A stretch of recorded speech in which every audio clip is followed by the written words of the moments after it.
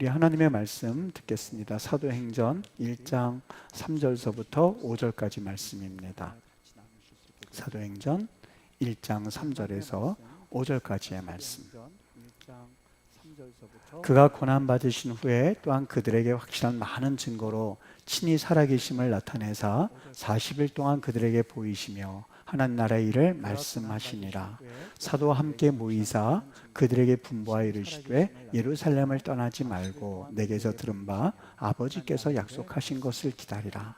요한은 물로 세례를 베풀었으나 너희는 몇 날이 못되어 성령으로 세례를 받으리라 하셨느니라. 아멘. 제가 성령 받으십시오 라는 말을 할 때마다 혹여라도 혼란스러운 그런 분이 혹 있지 않게 되기를 바랍니다. 어떤 분들은 성령 받으십시오 라고 하면 혼란스러워하는 경우를 주변에서 보게 됩니다. 우리 모두가 예수를 믿는 사람인데 이미 성령을 받은 사람인데, 그래서 이 고린도전서 12장 3절에 보면 성령이 아니고서는 누구든지 예수를 주시라 시인할 수 없느니라 라는 말씀을 우리가 기억하고 있기 때문에 사실 성령 받으십시오 라고 한다면 약간의 혼란의 여지가 있습니다. 분명히 고린도전서 12장 3절에서 우리가 성령이 아니고서는 예수님을 영접할 수 없다라고 말씀을 하셨는데, 그때 받은 성령은 뭐고 또 성령을 받으라고 했을 때 그 성령은 뭔가, 도대체 성령을 받으라고 했을 때에 과연 내가 또 성령을 받을 필요가 있는가 라고 하는 그런 질문이 앞서기 때문에 사실 성령 받으십시오 라고 하면 마음 가운데 내가 어떻게 성령을 받아야만 하는 건가 라고 궁금증도 있기도 하고, 그리고 혼란스러워할 때가 간혹 있으실 겁니다. 여러분, 이런 생각이 틀린 것은 아니고 그 생각이 사실 부분적으로나마, 그리고 어떻게 보면 전적으로 맞는 말씀이기는 합니다. 우리가 구원을 받을 때에 내 의지로 받는 것이 아니라 예수님의 이름으로 우리가 구원을 받습니다.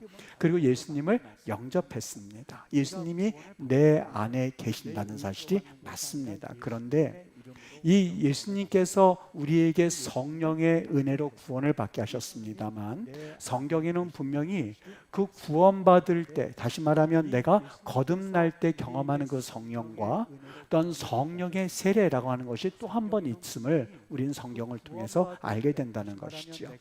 이 성령 받으라 라고 하는 말씀은 다른 말로 표현하면 성령의 세례를 받으라 라는 말과 동일합니다. 그리고 성령의 세례를 받으라 라는 말은 성령의 기름 부으심을 받으라는 말과도 동일한 말씀입니다.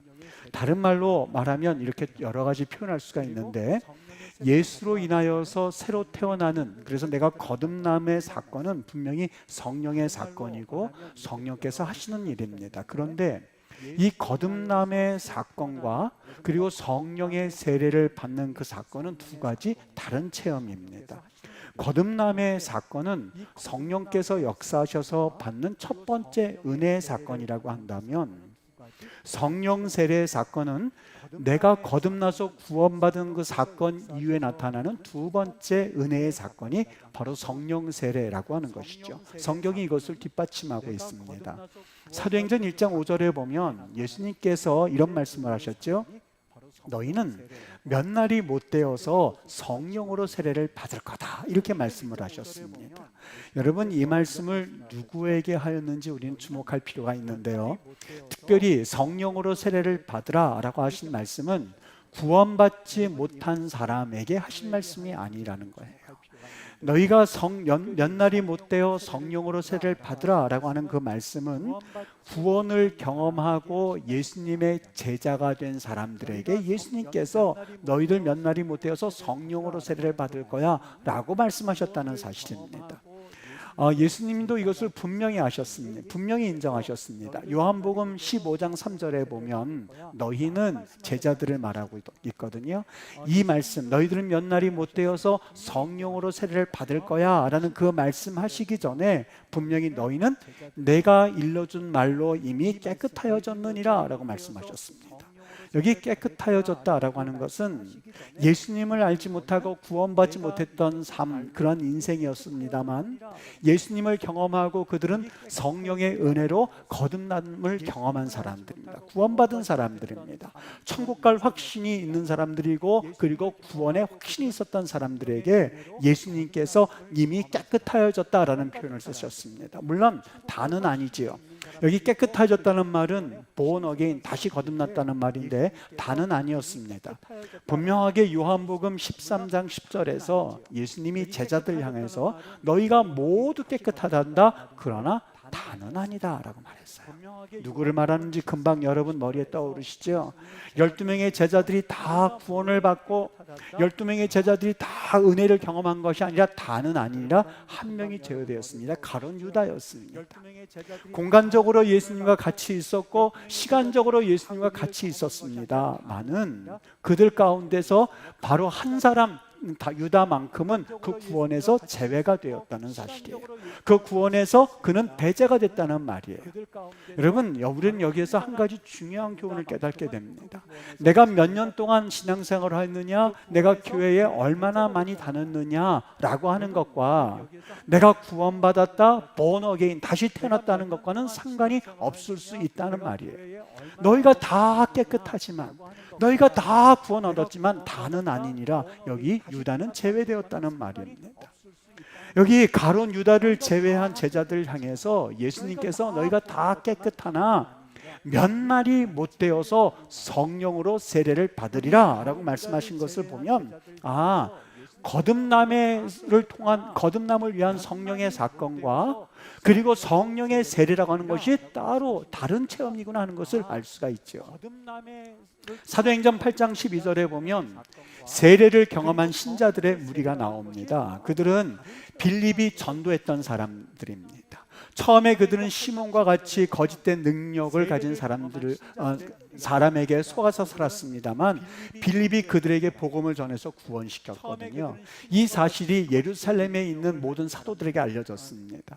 예루살렘의 교회에서는 이 사마리아 사람들 막 구원 얻고 그리고 born again, 다시 태어난 사람들을 위하여서 2명의 신뢰할 수 있는 사람들을 보냈는데 그게 바로 베드로와 요한이었습니다. 이들이 처음에 그 구원받은 사람들에게 가서 한 일이 있었는데, 그것은 첫 번째로 한 일은 그들이 성령을 받기를 위해서 그들은 기도했다라고 성경은 말씀하고 있습니다. 여러분, 사마리아 사람들이 구원받은 사람들 아닙니까?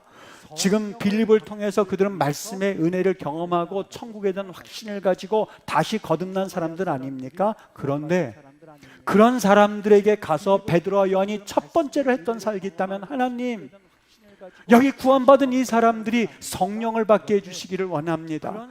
다른 말로 말하면 성령의 세례를 받게 해주시기를 원합니다. 성령의 기름 부으심을 받기를 원합니다 라고 하면서 그들을 위해서 첫 번째 사역이 이런 기도를 해주는 것이 첫 번째 사역이었습니다. 세례 받고 구원받았다는 사실, 세례 받고 내가 다시 태어났다는 사실과 성령 세례를 받는 것과는 전혀 다른 체험이라는 겁니다. 각기 다른 체험이라는 겁니다. 구원 받으셨습니까? 예수님 영접하셨습니까? 그리고 예수님께 나는 다시 이 천국에 대한 확신을 얻었다고 분명히 확신하십니까? 잘하셨습니다. 그런데 우리는 또 한 가지, 두 번째 은혜를 구하야만 하는데, 하나님, 구원받은 나에게 성령의 세례를 주시옵소서라고 하는 그런 간구가 있으셔야만 합니다. 예수님께서 승천하시기 전에 제자들에게 복음 전파라고 하는 위대한 일을 맡겨주셨습니다. 너희는, 그런데 이 복음 전파는 위대한 능력을 맡겨주셨는데 이것을 자그마치 마태복음, 마가복음, 누가복음, 요한복음, 사도행전에서 5번이나 반복해서 이 복음 전파의 사명을 주셨어요. 첫 번째, 이 말씀 주실 때에 마태복음 28장 19절은 말합니다. 그러므로 너희는 가서 모든 민족을 제자로 삼아 아버지와 아들과 성령의 이름으로 세례를 주라. 마태복음 28장에서 주셨죠. 두 번째, 마가복음 16장 15절 말씀입니다. 너희는 온 천하에 다니며 만민에게 복음을 전파하라. 세 번째, 누가복음 24장 47절 말씀. 죄사함을 받게 하는 회개가 예루살렘에서 시작하여 모든 족속에게 전파될 것이 기록되었으니 너희는 이 모든 일의 증인이라. 요한복음 20장 20절 말씀, 아버지께서 나를 보내신 것 같이 나도 너희를 보내노라. 너희에게 평강이 있을지어다. 사도행전 1장 8절 말씀, 대표적이 되는 말씀인데, 오직 성령이 너희에게 임하시면 온 예루살렘과 유대와 사마리아와 땅끝까지 이르러 내 증인이 되어라 라고 하면서 5번에 걸쳐서 우리 주님께서 사명을 맡겨주셨습니다. 그런데 이 사명을 맡겨주실 때에 우리 주님께서 그냥 맡겨주신 것이 아니었었습니다. 뭐라고 하셨냐면 바로 사도행전 1장 8절에 이렇게 말씀합니다. 오직 성령이 너희에게 임하시면 이라고 하는 조건이 되어 있습니다. 여러분, 거듭났다라고 하는 것은 신앙의 전부가 아닙니다. 내가 구원받았다라고 하는 신앙의 전부가 아닙니다. 내가 거듭났다라고 하는 것은 신앙의 시작에 불과합니다. 다시 말하면 영적 어린아이의 상태가 바로 내가 구원받은 상태라고 하는 겁니다. 여러분, 어린아이의 특성이 어떻습니까? 넘어지기를 잘합니다. 실수합니다. 다른 일을 도와주는 못하고, 다른 일을 도와주는 것은 생각하지 못하고 그저 부모에 의해서 케어를 받는 것에 불과합니다. 자립하지 못한다는 것이 어린아이의 특징이지요. 바로 그것입니다. 베드로와 요한이 그 사마리아에 가서 처음 예수를 믿고 구원받은 그 사람들을 향해서 했었던 첫 번째 사역이, 하나님, 이제 구원을 얻고 이제 다시 태어난 이들을 위해서 기도하오니 하나님 이들에게 성령의 세례를 주시옵소서라고 구했었던 겁니다. 사도 바울이 이 에베소에 가서 이 에베소 교인들을 만나게 됩니다. 전도 여행하는 기간이었었죠. 에베소의 이 제자들에게 묻습니다. 에베소의 제자들은 참 훌륭했습니다. 아볼로라고 하는 이 걸출한 인물에 의해서 복음을 듣고 성경의 말씀에 그들이 감동이 되고 그들에게 은혜를 경험하여서 born again, 다시 태어난 사람들이었었어요. 거듭난 사람들이었었어요. 복음에 대한 이야기를 너무나 잘 알고 있었어요. 근데 사도 바울은 뭔가 이상하다는 것을 느꼈습니다. 그들에게 단도직입적으로 묻습니다. 너희가 믿을 때에 라고 말합니다. 너희가 구원을 받았지만, 너희가 신앙생활은 하고는 있지만, 너희가 직분을 맡고는 있지만, 너희가 믿을 때에 성령을 받았느냐라고 하는 그 말씀의 의미는, 너희들 구원받은 것은 맞아, 하나님의 제자인 것은 내가 알고 있겠어. 그런데 너희들 성령 세례를 받았느냐라는 질문이었었어요. 성령의 기름 부으심을 경험하였느냐라는 그런 질문이었었어요. 여러분, 그들은 정말로 믿음에 확고히 섰었던 인물들이거든요. 사실 에베소 교회는 우상 숭배가 창궐했었던 지역입니다.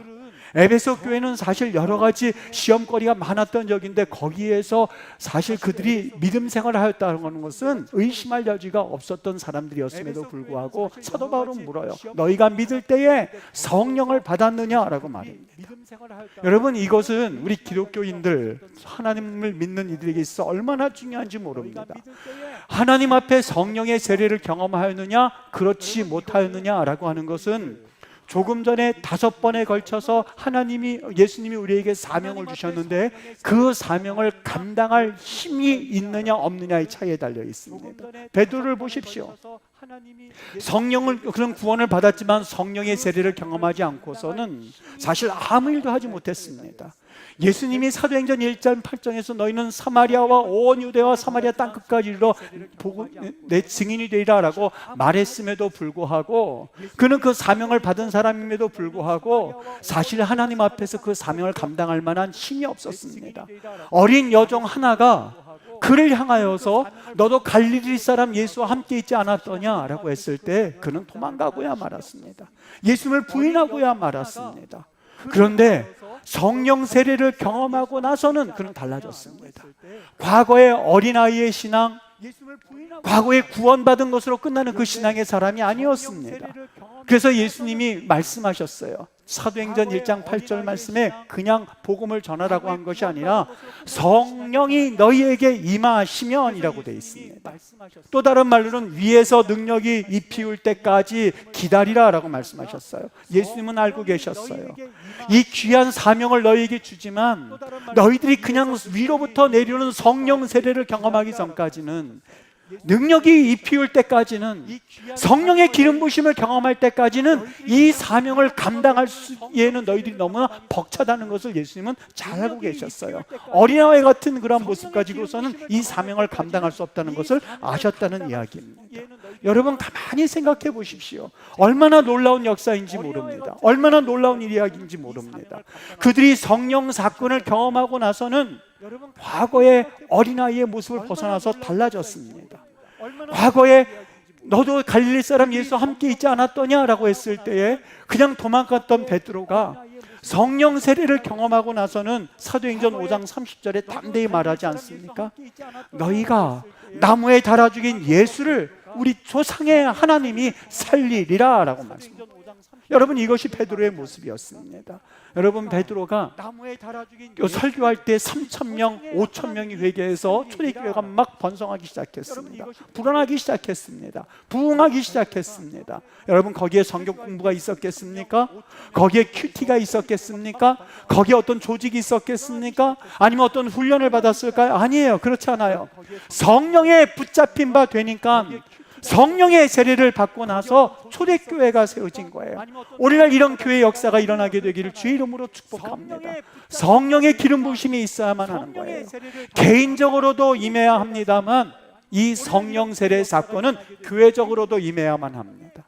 교회적으로 하나님의 성령이 임하게 되면 교회 전체가 능력을 받게끔 되어 있는 거죠. 성령 세례는 우리 그리스도인들이 받아야만 하는 제2의 은혜가 되는 거예요. 여러분 이 성령 세례가요 가만히 우리가 이 사모할 때에 참 놀라운 일들을 종종 보게 되는데요, 우리는 이렇게 생각해. 나도 성령 세례를 받아야겠다.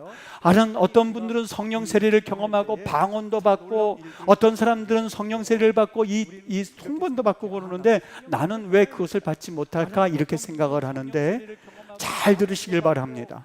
고린도전서 12장 4절부터 13절에 보면 은사는 여러 가지나 성령은 같다. 어떤 사람에게는 성령으로 말미암아 지혜의 말씀을, 어떤 사람에게는 같은 성령을 따라 지식의 말씀을, 다른 사람에게는 같은 성령으로 믿음을, 어떤 사람에게는 한 성령으로 병 고치는 은사를, 어떤 사람에게는 능력 행함을, 어떤 사람에게는 예언함을, 어떤 사람에게는 영들을 분별함을, 다른 사람에게는 방언 말함을, 어떤 사람에게는 방언을 통역함을 주시나니 이 모든 일은 같은 한 성령이 행하사 그의 뜻대로 각 사람에게 나타난다라고 말씀했습니다.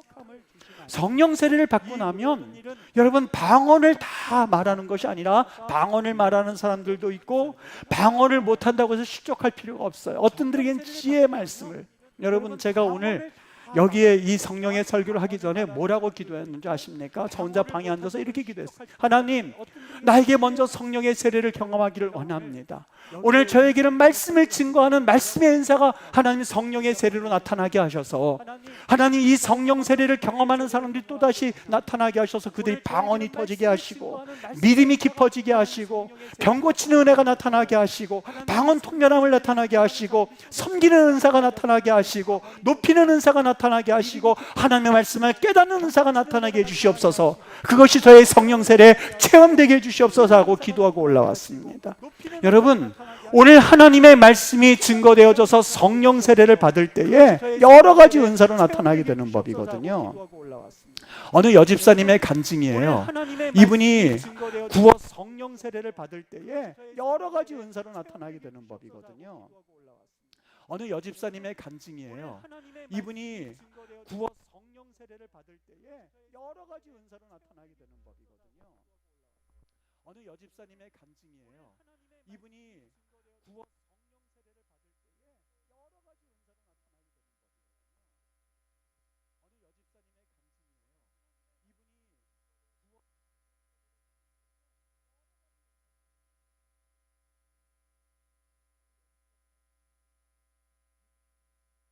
이분이 구원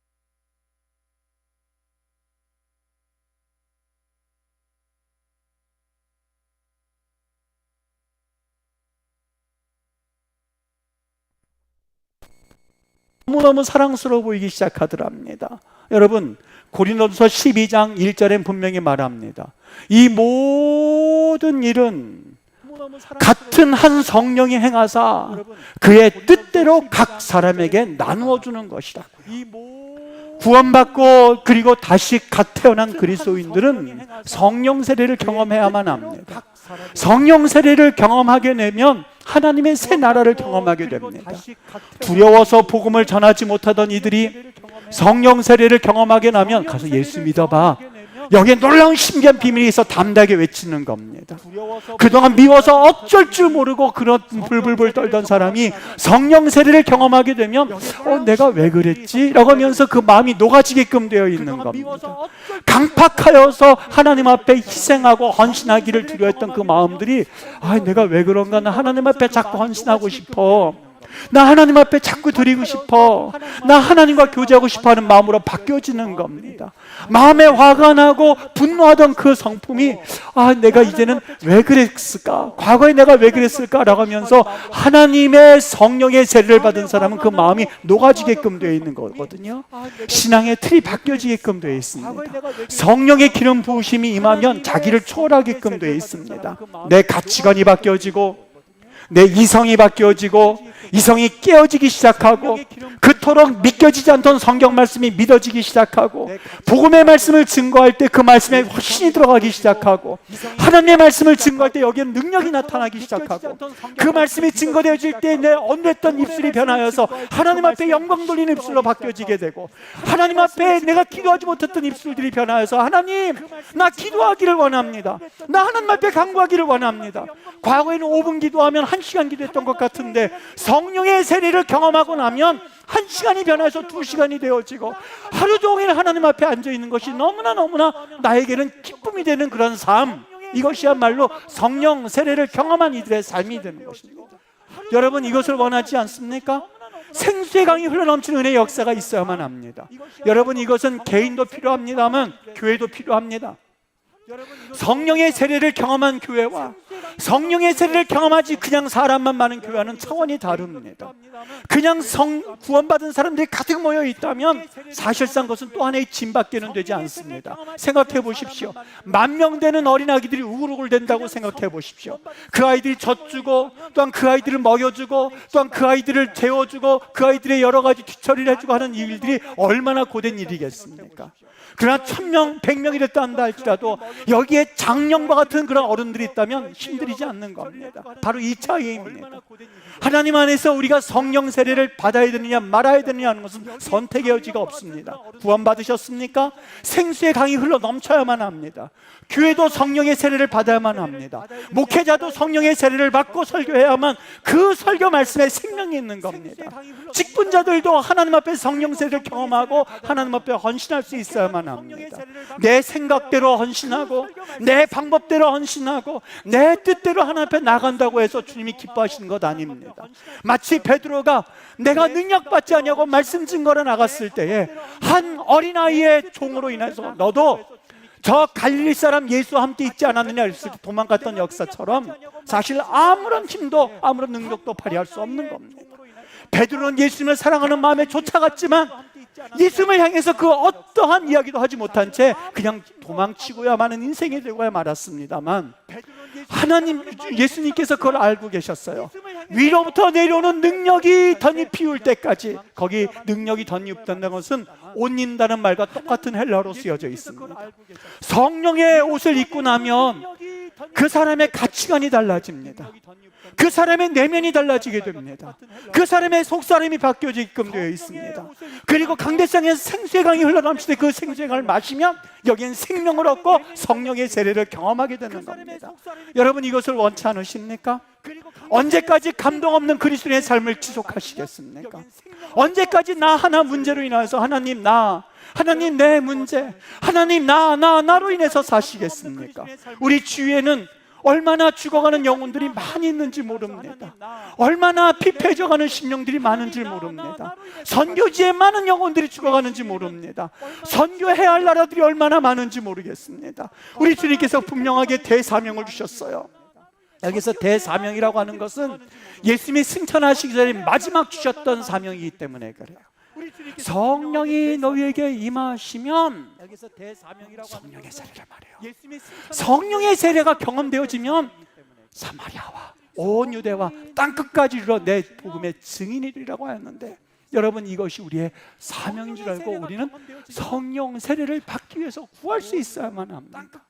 똑같이 예수를 믿어도 어떤 이들은 그 성령의 세례를 경험하고 나서 자기 하던 모든 일을 다 팽겨쳐두고 나 선교사로 헌신하겠습니다, 나 신학자로 헌신하겠습니다, 신학을 하겠습니다, 하나님 나 어디든지 보내주시옵소서라고 하나님 앞에 그 삶이 온전히 통째로 사람이 있는가 반면에 예수님을 10년간 20년간 믿어도 사실 하나님 내 자녀 그의 문제에서 국한돼서 벗어나지 못하는 그런 인생들이 있습니다. 여러분 이것은 개인도 마찬가지요, 이것은 교회도 마찬가지입니다. 성령 받은 교회, 성령 세례를 받은 교회가 되셔야만 합니다. 여러분 보라 지금은 은혜 받을 만한 때요라고 말했는데, 우리가 지금 인터넷으로 예배를 드리면서 마음이 어떠십니까? 마음껏 나와서 찬양하고 마음껏 나와서 기도할 수 있는 그 기간이 있었는데 사실 앞으로는 어떻게 될지 모르겠습니다. 여러분 그때 정말 성령 충만함을 경험하고 성령의 세례를 경험한다면 이러한 때를 넉넉하게 이겨나갈 수 있을 것입니다. 그러나 은혜 받을 만한 때에 은혜 받지 못했다면 이러한 때 내 믿음은 온데간데 사라지고, 그리고 하나님을 믿는다라고 했지만 내 믿음의 실체도 경험하지 못한 채 영적으로 널브러져 있다면 여러분 이제라도 이것이 막차가 될지 누가 알겠습니까? 이것이 마지막 듣는 메시지일지 누가 알겠습니까? 하나님께서 주시는 이 음성을 나에게 주시는 마지막 메시지로 알고 여러분 구하실 수 있게 되기를 바랍니다. 하나님 나에게 마지막 이 환난의 때에 주시는 은혜를 내가 얻기를 원합니다. 하나님 나에게 성령의 세례를 주시기를 원합니다. 하나님 나에게 성령의 단비를 부어주시기를 원합니다. 하나님 나에게 세컨드 그레이스여 두 번째 은혜를 부어주시되 나는 구원받은 것이 맞습니다만 성령의 세례를 경험하지 못하면 내 구원의 은혜도 흔들흔들 될까 두렵습니다. 하나님 주님 앞에 이제부터 성령 세례를 경험하고 하나님 앞에 맡은 바 사명 복음을 전하는 마지막 때에 쓰임받는 사람으로 살다가 우리 하나님 앞에 부르실 때에 하나님 나가기를 원합니다라고는 복음의 열정에 관한 사명을 여러분이 가지실 수 있으셔야만 합니다. 여러분은 물론이요, 여러분의 남편은 물론이요, 여러분의 자녀들까지 복음 사역을 위해서 쓰임받는다면 여러분 이것보다 더 큰 영광이 어디 있겠습니까? 살아도 주를 위해서 살고 내가 먹어도 주를 위해서 먹고 죽어도 주를 위해서 죽는다는 그 사도 바울의 고백처럼 사도 주를 위해서 죽어도 주를 위해서라고는 사도 바울의 고백이야말로 여러분 그것은 영광된 고백이었습니다. 성령 세례를 경험한 이의 고백이었습니다. 빛과 소금의 역할을 감당한다고요? 두 번째 은혜인 성령의 세례를 경험하지 않고서는 여러분 인간의 의지와 인간의 오기도 훌륭하지요. 믿음 생활에도 오기는 있을 수 있습니다. 그래서 이를 악물고 어느 정도까지는 갑니다만 마지막 결정적인 순간에 너도 나사렛 예수 갈릴리 사람 예수와 함께 있지 않았더냐 라고 하는 그 순간이 오면 도망치는 것이 인간의 각오와 인간의 오기의 한계입니다. 예수님을 사랑해서 쫓아갔지만 결정적인 순간에는 인간의 오기는 꺾여지고야 마는 거예요. 우리는 아무것도 할 수 없다는 것을 인정해야죠.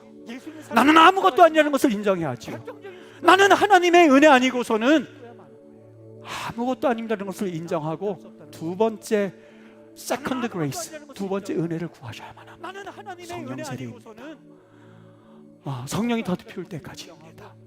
여러분 이 목사가 이럴 때에 시국에 관한 설교를 하지 못해서일까요? 아니요. 시국적인 설교를 하지 못해서일까요? 아니요. 정말 이러할 때에 시국적인 놀라운 일을 감당하기 위해서라도 두 번째 은혜가 있으셔야만 합니다. 성령의 세례를 경험하고 하나님의 뜻이 무엇인을 분명히 확신하고 그리고 뛰쳐나가야만 하는데 성령의 은혜를 경험하지 않고서는 여러분 우리는 이 악한 전쟁에서 싸워서 이길 수가 없습니다. 이럴 때일수록 더 성령의 세례를 구하게 되시기를 바랍니다. 더 여러분이 있는 그 가정 가운데서 인터넷을 붙잡고 여러분 그 인터넷을 흔들면서 기도하게 되시기를 바랍니다. 하나님 나에게 오늘 이 말씀은 나에게 주시는 말씀인 줄 믿습니다. 하나님 이 말씀은 나의 영혼을 깨우는 말씀인 줄 믿습니다. 하나님 나에게 성령의 세례를 주시옵소서라고 기도하며 하나님 앞에 나아갈 때 이 시대를 넉넉하게 이기는 은혜를 하나님이 내려주실 줄 믿습니다.